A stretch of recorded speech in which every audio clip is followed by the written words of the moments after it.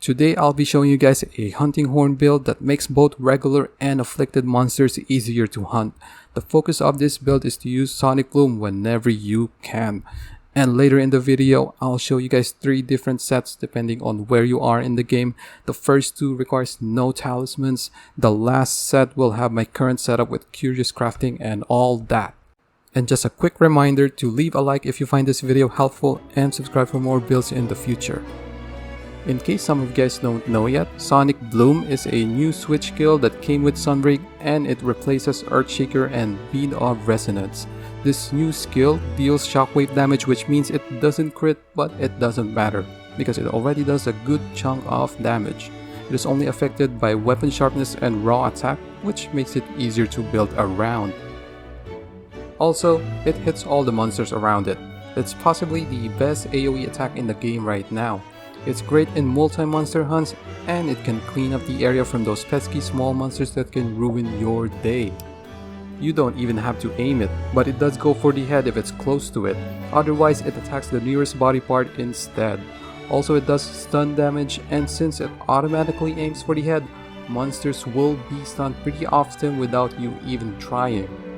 Sonic Bloom just keeps getting better and better. That's why I love this new switch skill. But here are the things that I don't love about it. It costs 2 wirebugs, making Wirebug Whisperer mandatory. You are vulnerable to attacks for a few seconds while casting. The egg is stuck on one place, which makes it harder to use on monsters that move around. And if you move too far, it will just explode, which still does damage but not as much as properly detonating it. And there are many ways to properly detonate Sonic Bloom for maximum damage.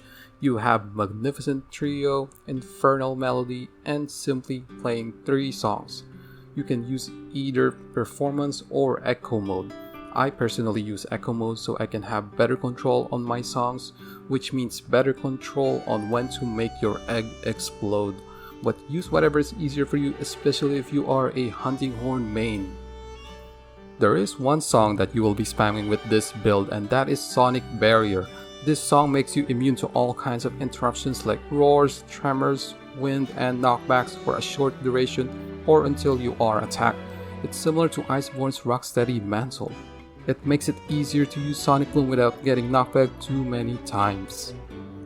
So here are the core skills for this build. We are focusing on defensive skills first before increasing our Sonic Bloom damage because it already does a good amount. Make sure to switch the elemental resistance depending on which monster you are up against. With curious crafting, I suggest getting extra slots or the same skill as your current decorations. Say for example, you are wearing a recovery up jewel and then you get that same skill from crafting. Now you can free up that slot for other skills like attack boost, weakness exploit, evade extender, or anything you like to use. Unfortunately for rampage decorations, nothing really affects our Sonic Bloom damage, unless you get that attack boost from Camellia's Soul, but that one is too random. You can still use the appropriate anti-monster jewel to boost your regular attacks, Spirit Bird jewel if you have Spirit Bird Call, or Buddy Rally to boost your buddy's stats. Now for our first set, and this one is before reaching Master Rank 100. We are using the Garangolem Hunting Horn because it provides great slots, great raw attack, and enough sharpness that you don't have to sharpen that often. It also has 2 songs that we need, Sonic Barrier and Attack Up. Kushala Blessing is great against regular monsters and it can save you from drinking potions. It's still great against afflicted monsters because it provides healing in between Blood Blight. The next set is after reaching Master Rank 100, and this time we are using the Devil's Loot. This is the final version of the Magnum Malo Hunting Horn. It has better songs and purple sharpness. And thanks to this horn, Kushala Blessing becomes more useful against afflicted monsters, and that's because of the song Health Regeneration.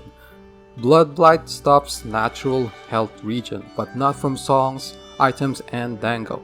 That means you can combine the health regen song, Gourmet Fish, and level 4 Super Dango Recovery for lots of healing without relying too much on lifesteal from Blood Blight. This last set is what I'm using right now. I'm just using the best augments and talismans that I could get, and I managed to fit in 7 levels of attack boost and some comfort skills like Handicraft, Evade Extender, Spirit Bird's Call, and Speed Eating. I have attack and sharpness augments on my weapon for a little bit more comfort, and I have Body Rally because I always bring Palamutes to make my hunts faster. Here are a few more tips that can make your hunts easier with this build. Use Sonic Barrier at the start of the fight to block the monster's first roar so that you can get a free opening. Give your buddies sleep weapons to take advantage of that wake up damage from Sonic Bloom.